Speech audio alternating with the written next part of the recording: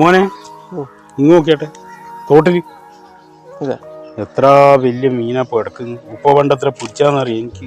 ആ ഇപ്പല്ലേ നമ്മളെന്നിനും നിക്കാതെ ഇതല്ലല്ലോ കാണണ്ട. മീനൊക്കെ ഇറങ്ങി എത്ര ടേസ്റ്റിൽ പണ്ട് വെക്കുന്നയാന്ന് കേട്ടാ.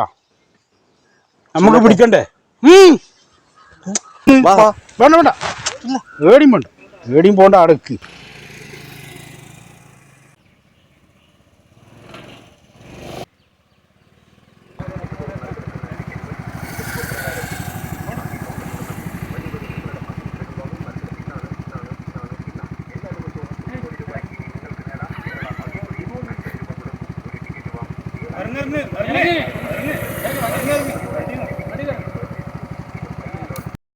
നമ്പർ നോക്കിക്കോ.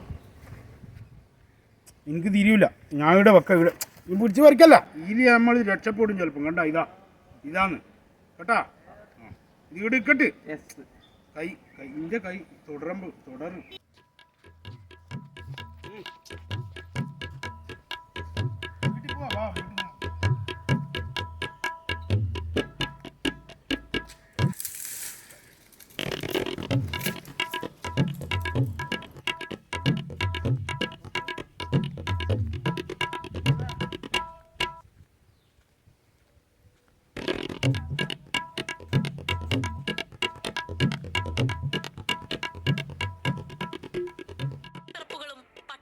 മരിക്കാതിരിക്കാൻ വെടിക്കോപ്പുകളെയും മിസൈൽ ആക്രമണങ്ങളെയും ഭയക്കാതെ ഭക്ഷണത്തിനായി നെട്ടോട്ടമോടുകയാണ് ഇവിടുത്തെ ജനങ്ങൾ. ഏത് നിമിഷവും മരണപ്പെട്ടേക്കാമെന്ന്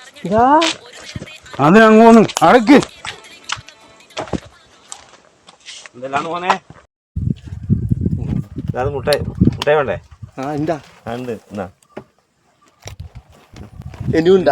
ഇതെന്തിനാ മനോജ്? പിന്നെ എന്നാലോ അത് വെറുതെ ഓരോ പഠിപ്പ്.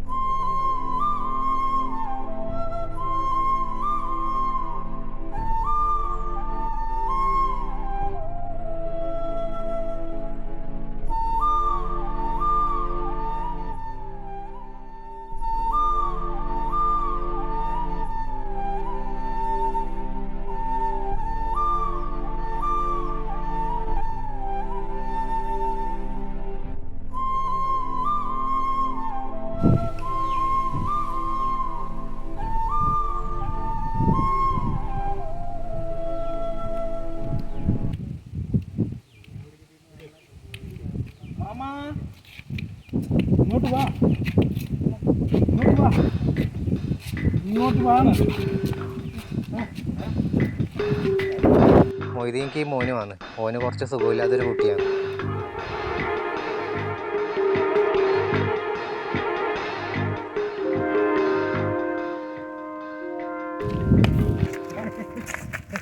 സുഖമില്ലെങ്കിൽ എവിടെയും കൊണ്ടാക്കടാ.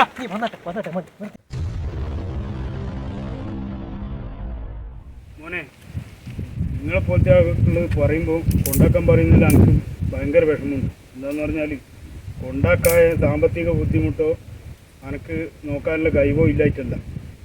ഇവൻ 2 വയസ്സ് കഴിഞ്ഞപ്പാട് എൻ്റെ ഉമ്മ മരിച്ചു പോയതാണ്. പിന്നെ എൻ്റെ തണലില്ലാന്ന് ഈ കാലം അത്രയും വളർന്നു.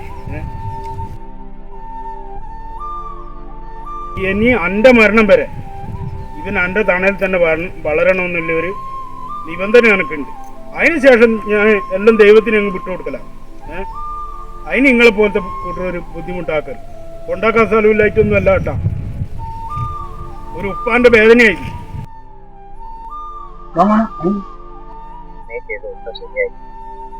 വർഷങ്ങളായിട്ട് അറിയുന്നവരെ അവർക്ക് എത്രമാത്രം സങ്കടം വരുന്നുണ്ടെന്ന് എടുത്തു ചാടിയ പെട്ടെന്ന് ഇങ്ങനെ റിക്കവർ പറ്റിപ്പോ ആ ഉള്ളിൽ എത്ര വിഷമിക്കുന്നുണ്ടെന്ന് അറിയാം. ഈ വർഷങ്ങളായിട്ട് ഞാൻ അറിയില്ല.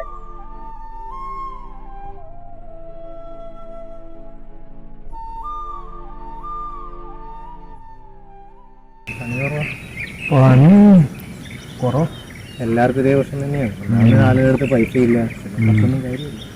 ആ മൊയ്തീൻക്ക് മോനുമല്ലേ വരുന്നത്?